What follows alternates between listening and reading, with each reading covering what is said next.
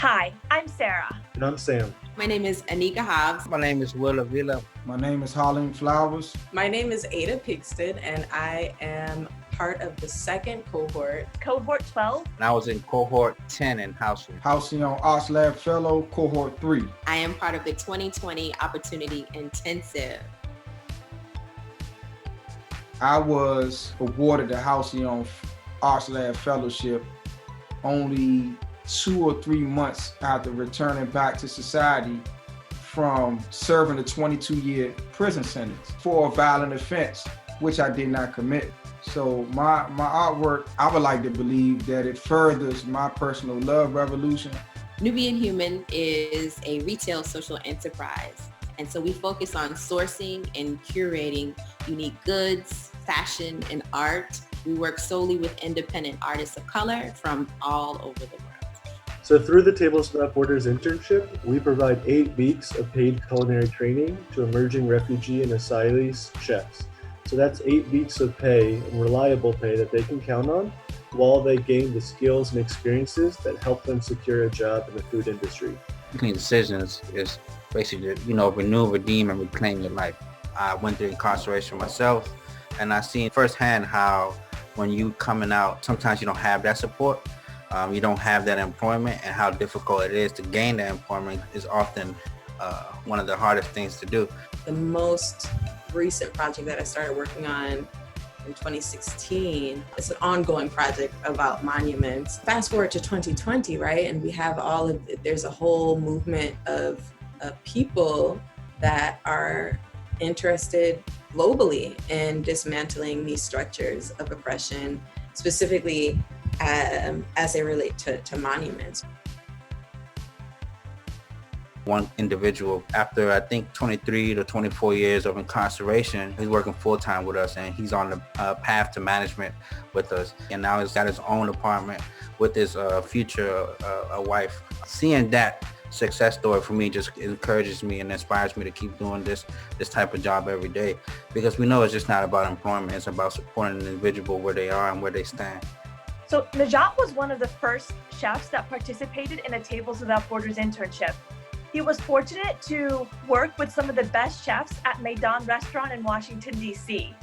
After his successful internship and dinner, Najat was offered multiple job offers around the city. D.C. is a very segregated city along the lines of race and class. So for me, being an individual socially constructed as Black, coming from a lower income background, what I've been able to do with my creativity is like tap into the Halcyon Arts Lab and the Kennedy Centers and the Smithsonian's, and to take this experience, to take that social capital through those connections and to give it back to emerging artists who may be socially constructed as Black or poor. DC has always been somewhere that I really felt like people understand community.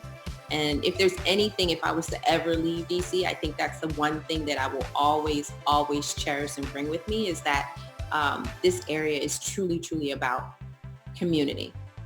My favorite thing about the DMV area is the amount of restaurants and the diversity that they offer in cuisine. So it's been really great to taste and see all of the restaurants in our area and pair them with our emerging refugee chefs. I love DC because of go-go music. And it was Chocolate City, now it's a little bit chocolate chip, but it still has the energy and the robustness of culture that is there. My hope for the future of the DMV is that we continue to build and focus on our local community and the culture that we have here. I think Tables Without Borders helps achieve that by showcasing people's culinary background. My hope is that the physical architecture reflects more stories from the past that include more women and more people of color. I hope that the art community leads the charge in getting the people to see past these superficial barriers of race, class, gender, creed, and sexuality.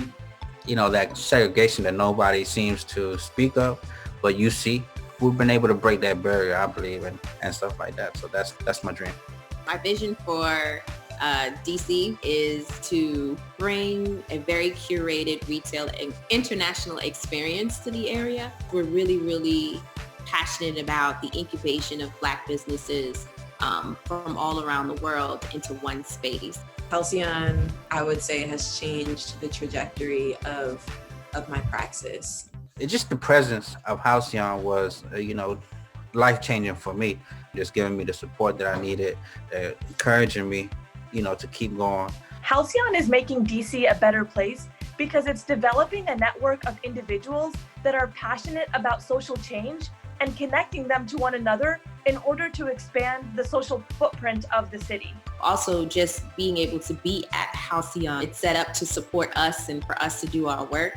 And I think that's really, really special. And that's something I really appreciate, being part of the Halcyon family. Normally, most institutions and individuals will probably judge me by my record, would not extend an opportunity for me. They open their doors to me, they open their pockets to me. That's how Halcyon helps people. They invest in those who traditional society has made invisible. They invest in them to help others.